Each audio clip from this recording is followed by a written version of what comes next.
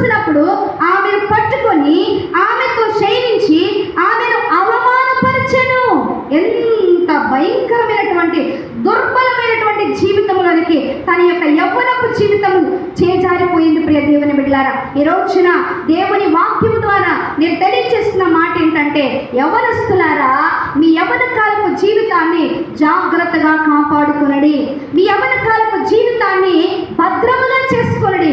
దేవుని యొక్క వాక్యము సెలవిస్తున్న మాట ఏంటంటే, యవ్వనులు దేవుని చేత తమ నడతను శుద్ధి చేసుకొందురు, నీ వాక్యమును బట్టి కదా అని దేవుని యొక్క వాక్యం సెలవిస్తుంది. దేవుని వాక్యమును బట్టి మన నడతను శుద్ధి చేసుకోవలసిన వారమైన దీన జీవితంలో తన జీవితంలో లోక సంబంధమైన స్నేహితుల కోసం పరిగెత్తింది. చివరికి తన జీవితము అవమాన